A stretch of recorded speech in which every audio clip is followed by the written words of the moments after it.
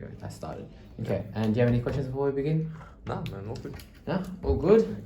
So, just to get started, a little icebreaker question. You wake up in a zoo and find yourself in an animal enclosure. What do you do?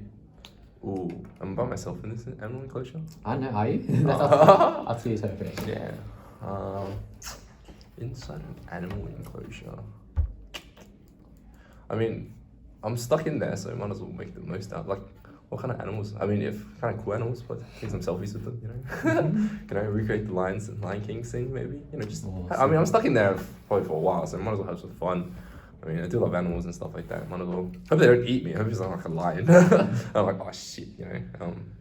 But yeah, probably just play around the animals. Wait, I mean, eventually someone will come, right? You know, bail me out, and if not, then you know, yikes. But yeah. Cool. So we're going to ask you questions on your background now and your motivations in joining our 2020 VSA team. Yeah. So can you just tell me a bit about yourself? Well, I'm a third-year exercise physiology student. With exercise physiology, it's a very kind of closed off course. You don't meet many new people from other courses. So it's very closed off. It's very you meet a lot of the same kind of people. It's all kind of the same. I guess with the VSA, I guess it's a lot more diverse, a lot more you know, bring a lot of different kind of cultures in, all through the like kind of appreciation of like, you know, Vietnamese society. I guess it was nice because I've heard a lot about, you know, VSA, how it's all about just kind of building like kind of like a family culture where it's just like they're very accepting of everyone. So I guess I wanted to be a part of something, you know, something like that. You know, not where like, I don't know, EP just feels exercise physiology is very exclusive. It's like, oh, you hang out with the same people, you always do the same thing with the same people, and you don't get to interact with many other people, which kind of like I guess get out of the comfort zone. It's like it's comfortable, you know what I mean? It's comfortable hanging around the same people every single day and stuff like that. But I guess it's just stepping out of that like comfort zone into like, you know, interacting with a lot of different type of people, or just like working with different type of people that, you know, I guess have the same goal. But yeah. So why do you want to be part of VSA, and what do you associate with society? Oh yeah. Sorry, associate with. Yeah. So what do you associate with VSA? How do I associate with it? Yeah, I guess I could pretty much just answer the question from before, but yeah, definitely VSA's culture, I think, definitely separates them apart from different other societies. Like, I feel like a lot of other societies kind of just are more just all like partying and stuff like that, just having, you know, that kind of lifestyle. I think with VSA now, I think I've heard a lot just how it's kind of shifted from like changing their culture and changing what they want. Definitely like kind of building upon friendships and stuff like that, you know, just last longer than just going to events and having parties and stuff like that. You know, friendships that actually like bonds that people that you actually enjoy hanging around with. That, you know, you actually, you know, hit them up after uni and be like, hey, you know, what's up, you know, let's hang out and stuff like that, rather than just, oh, you know, what are we doing this Saturday night, or, you know, we're going and doing this. How associated with, I guess with EP, I have a lot of like I hang around a lot of Vietnamese people. Like most of the people that do my course is like Vietnamese. I mean, I guess I just want to get into like understanding the culture more, you know, just interacting with people and stuff like that. Yeah. So what can you gain from and give to VSA? Gain and give.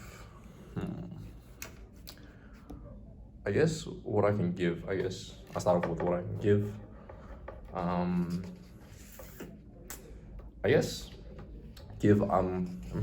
Like I like to think I'm a pretty good team worker. I mean, I've worked in a lot of like environments that like require a lot of teamwork.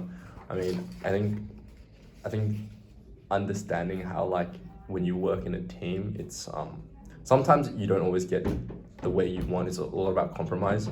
A lot about it's not about finding out who's wrong or who's right. It's more of just trying to like, you know, you have a set goal. You guys are ultimately trying to come and finish that goal. So it's just more like finding an efficient way, or just like doing something like that. I think a lot of people like might struggle with working in a team, definitely with like how diverse VSA is.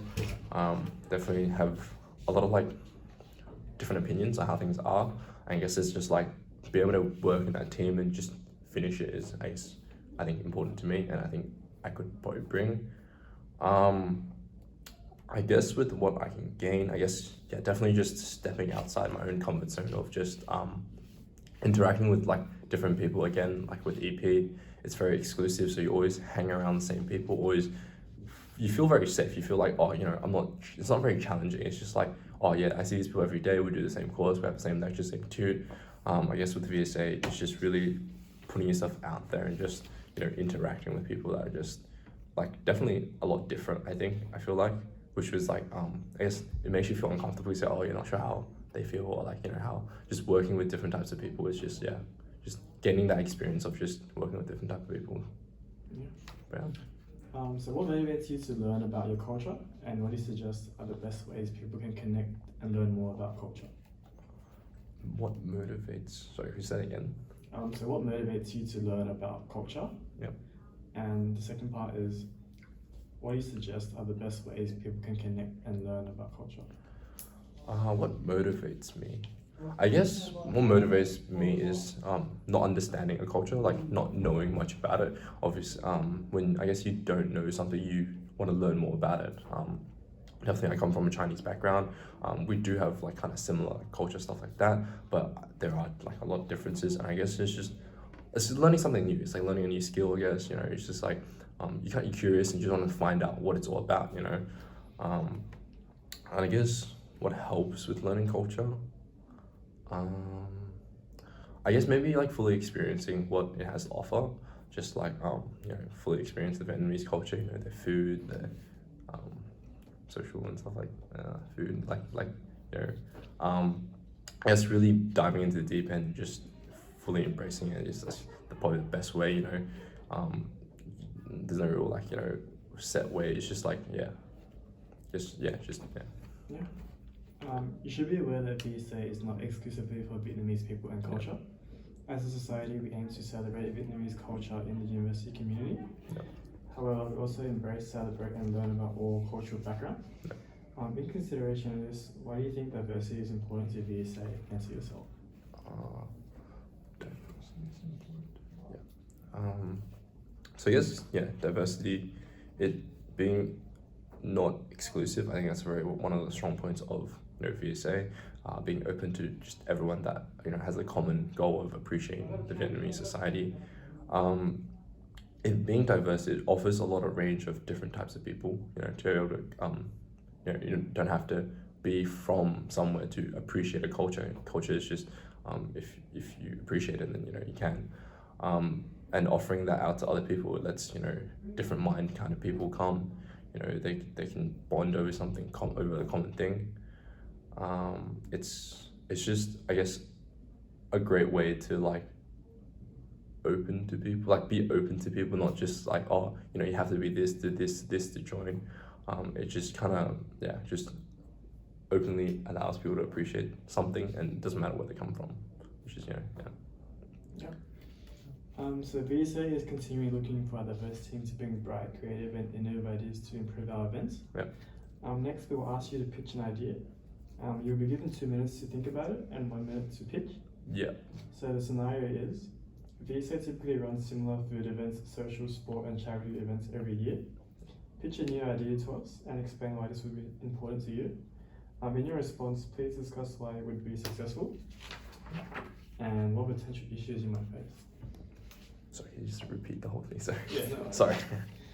So VSA typically runs similar food events, social, sport, and charity events every year. Pitch a new event idea to us and explain why this would be important to you. In your response, please discuss why it would be successful and what potential issues you might face. We'll give you 2 minutes, and whenever, if you're ready, then just tell us.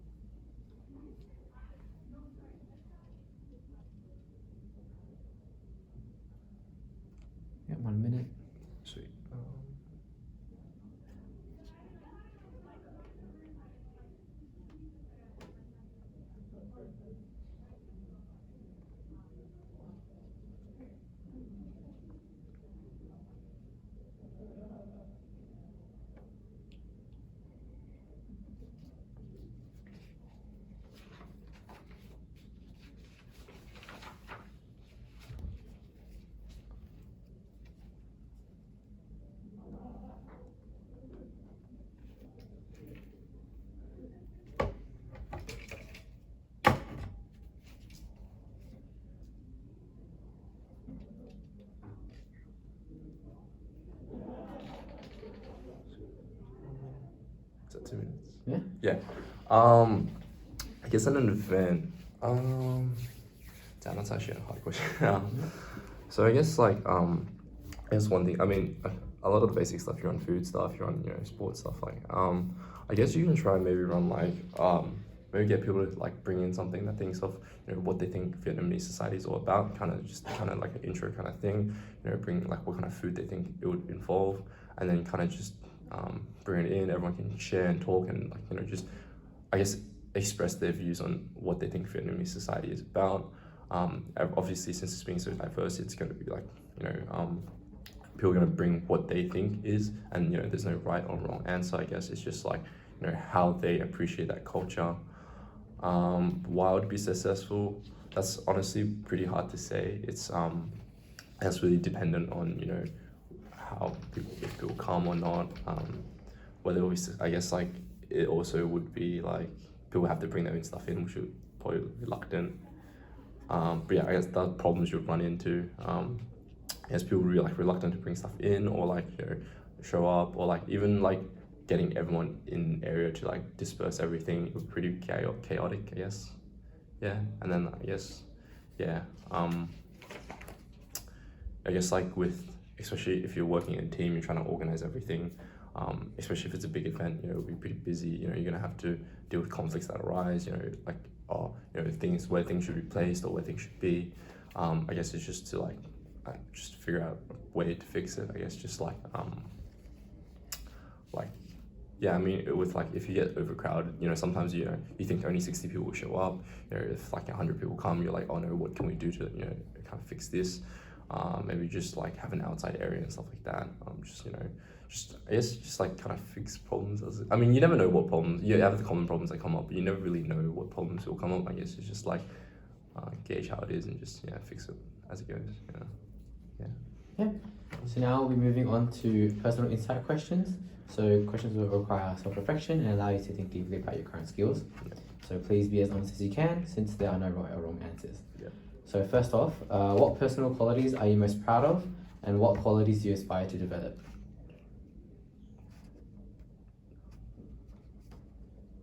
I think about it for a bit. Yeah, just think about it. Yeah.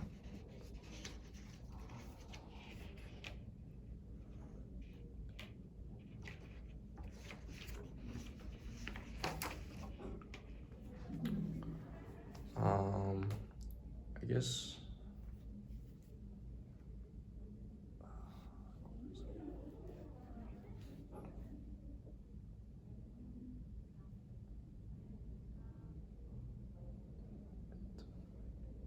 Yeah, so I guess again, I think a quality that I think helps in the team with this is just working in team environment. I guess I'm very chillaxed and I'm not too stressed about what's the right or wrong thing. It's just more of how can we work the best together. I think that's just with the mentality going in. It's not I think some people are it must be done this way, it must be done that way. It's just more of we're going to be working together. What's the best possible way to be able to work together and not and obviously you're going to eventually bump heads with each other, but it's just at the end of the day, you don't really take anything personally. It's just let's say you're running an event, right? This goes wrong, that goes wrong.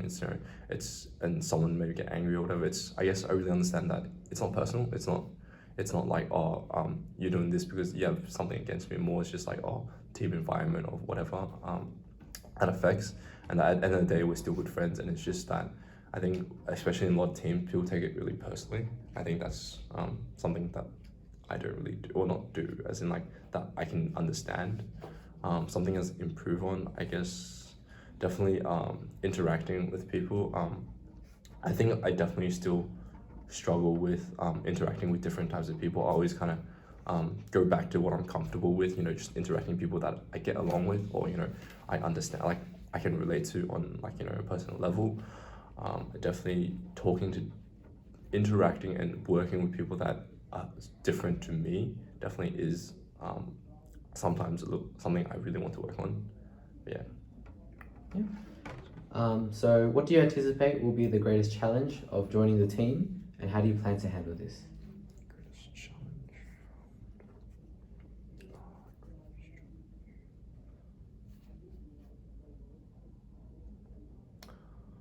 I guess I think communication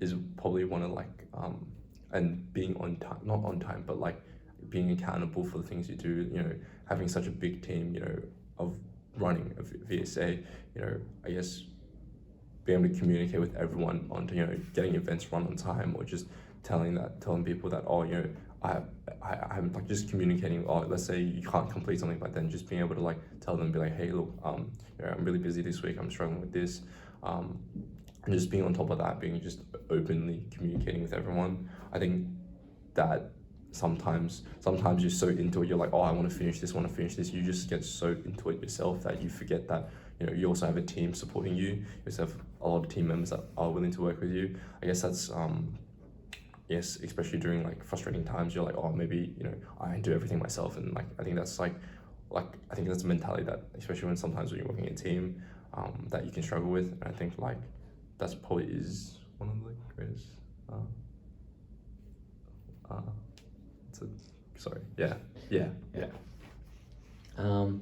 So we understand that university life is demanding and students are balancing between many things like work, family, and self-care. Joining VSA adds another layer of responsibilities to manage. Oftentimes you have to manage multiple conflicting tasks. So giving an example, explain how you prioritize and manage conflicting tasks. I guess everyone's busy, everyone has other things to do, everyone has social lives, everything have uni, have work and stuff like that. But I think once you make a commitment to something, once you say, oh, I'm gonna do this, it should become a priority. Definitely with, let's say an event's coming up and you have an exam coming up, yes, an exam is important, but I think it's just to, be very transparent with your team, being just like, I have this coming up, I might not be able to finish, like being just transparent with people. Even though, VSA, like being part of VSA, you have some kind of responsibility. You need to try your best to make some time, or just compromise, be like, oh, I have an exam this week, but I can put in this kind of hours just to help out. Let's say an event starts at 7, you have worked like 8, be like, come afterwards. I think it's just really about being accountable for joining a society. People think, oh, once I get in, I don't have to do anything. No one keeps track. I think it's really just being accountable that like you are part of something, and if you don't put that effort in to make extra time, that you let the whole team down. And it's just like everyone's busy, everyone's like everyone has other things to do, and it's just I guess it's you always can make time. Maybe just instead of taking a 30-minute shower, but 20-minute shower for the extra 10 minutes, just running like little things like add up over time. It's just whether you have the mentality of putting that time into it. Furthermore, what other university commitments do you have, and how will you uphold the responsibility of your role in VSA? So right now it's just uni and work. Kind of slacking on the lectures and stuff like that, but that's not that important now. But I guess it's just holding yourself accountable to things that it's just because you don't do your job, it's not like, oh, as in if you don't do your job, you're not just affecting yourself, you're affecting the whole team. It's just that I guess like you really, if you're gonna join something, you really just gonna have to commit. Whole way, you don't want to let a whole bunch of people down. If it's just yourself, you're like, oh cool, I'm just gonna be mad at myself. But like at the end of the day, there's like 6-10 more people that you're gonna let down. It's like shoot, you don't want to be that. I guess with uni, trying to balance between uni work and VSA is just whether once you join, you just have to try and make the time. Like there's no point committing knowing that you won't have enough time. I guess that's one of the reasons I joined, was like I think I do have the time to be able to commit another portion of my uni time to VSA. So teamwork is one of the core skills required when working in a group. And strong teamwork is an integral part of VSA. The following questions or answers cover your role and view on team cooperation. In your experience, what are 3 characteristics and/or actions that you believe make up a strong and successful team? Definitely open communication. like being as transparent as possible. I think definitely like some people definitely bottle stuff up or just be like, oh, I don't want to say it because I might offend you or might get. But just being open, just being honest is honestly I think so important.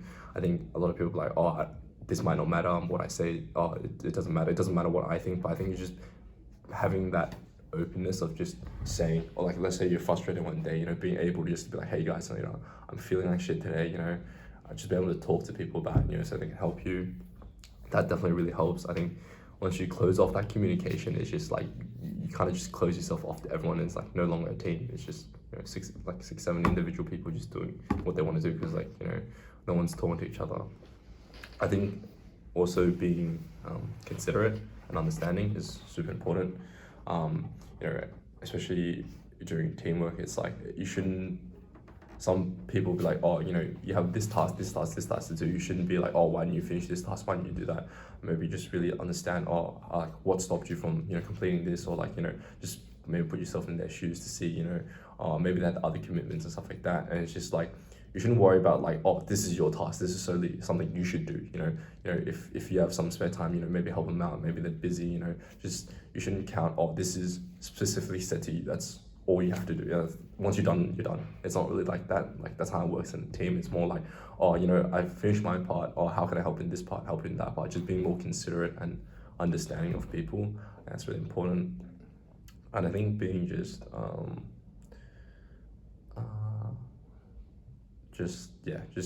understanding that you have a part of the team to work with. I guess also not taking things personally. I guess, yeah, again, just like just being responsible and accountable for the things you do. Like, obviously, if you have XYZ that has to be done, then you keep yourself accountable. Don't be like, oh, if I don't do this, no one will care. Or like, let's say you have this task to do and you're like, oh, maybe I'll just do like 90% of it, someone won't notice. I guess just really keeping yourself just accountable and stuff like that. Yep. Yeah. So in a team, would you describe yourself as a leader or a follower? Give an example of when you fulfilled this role in a team situation. Ooh, leader or I think honestly, like it's a mix of both. I guess it's like when it's needed, but I guess like sometimes if someone is saying something, I'll just step back, and then give my opinion. But I guess leader wise, I guess definitely like I think I would always say my opinion. Either if you might not agree with it, I definitely would be like, hey, I think this could be done like that. And like as long as I get to say my opinions out, and then even if we don't do it like that, I don't really mind because it's just like at least I was able to like express my opinions and how things were done. I think one of the situations, I guess, so during a week, something's happened where like we couldn't find one of our like teammates, squaddies and stuff like that. They were lost. Everyone was really like chaotic. They were calling each other. No one was picking up. I think everyone was kind of just scrambling and just like, oh, we need to do this. We need to do this. Everyone just wanted to take that leader role and just be like, oh, this is what we had to do. We had to do. And it was just more like, I guess we already had squad leaders that could take over that, and then just I think it is to just like step back and understand that there are leaders that like can do it, and you can take a chill and just like follow what they say for now. You know what I mean? Definitely, I think you just need to understand, like especially like when like everyone has conflicting. It's just more of a like kind of trying to fix the problem more than like, oh, I'm gonna put my input in, or I'm gonna say this to like this is what we need to do. It's more just like, oh, I guess we need to agree on something and just go do it. I think Yeah. So oftentimes when working in a team, different people contribute different levels of work and effort to a project. How do you approach someone who contributes less or not at all? I definitely think it's just communicate with them.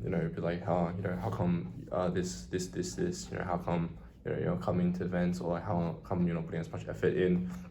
I guess really talking and try to understand from their point of view. I mean, people might be busy one day, but I guess ultimately it's if they don't do it, like you can't really force someone to do something. If they don't want to put that effort in, there's nothing you can really do. I guess it's just how you can make the best of the situation. Maybe just put in that extra 10% or 20% just to maybe do their part, or just But yeah, definitely just talk to them and try understand why they're not putting that effort in, you know. But if at the end of the day they're like, you know, sack this, I don't want to do this, you know. I mean, what can you really do? I just can't, like, you can just, like, you know, either be salty about it or just, you know, make some more time, just help them out, do their part, you know, work as a team, just get over it. I don't know, just get it done. Yeah. So next is a scenario question, and it will be testing your problem solving. Yeah. So take your time to plan out your answer and explain your thought process. Yeah. If you would like us to repeat the question, please ask. Yeah. So, you are at a barbecue food event and responsible for grilling the meat. As our food is delicious, the event is really busy and there is soon a large queue of members waiting for food. As you are cooking, you see one general member is complaining to a fellow PR about the long queue and the PR is getting visibly upset. Yeah. How would you approach this situation? I guess initially when you do see someone upset, like, hey, you know, what's up? You know, maybe we can swap roles. You know, maybe you can cook and I can stand in line. I guess try to talk to them about it and just like, hey man, you know, what's up? You know, how come you feeling upset? What's wrong and stuff like that. I think really just allowing that communication, open communication with them is important. I guess try and find the best solution. If they're like, hey, look, I'm just having a bad day, I don't feel like talking to people, I don't feel like dealing with people, you know, like just getting angry in the line, you know, be like, hey, let's swap. I guess also people, you know, who likes to wait in line for food, you know, that's like the shittiest part until you get the food, you're like, hell yeah, you know. But then, yeah, I guess you would just swap with them, be like, you know, talk to the people in line, you're like, hey, you know, just, and be like, hey, look, we've expected more people to be here than expected. You know, you might have to wait, you know, you just apologize, but just be like, hey, look, sorry that it's such a long wait, but I guarantee you'll be worth it. The food's delicious. Maybe talk to them, maybe just, you know, just talk to them. And by the time they get to like the line, they'll be like, you know, oh, I already have food.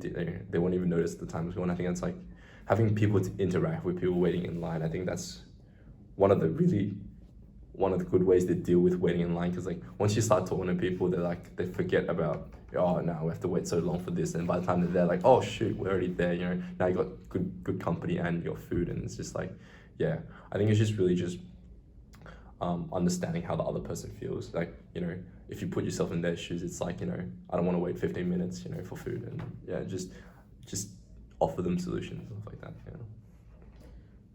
Yep. So last icebreaker question. You have to wear a shirt with one word on it for 1 year.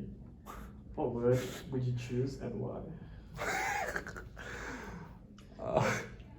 One word for the rest of the year. Yeah. That's so many good words. Nah, one word.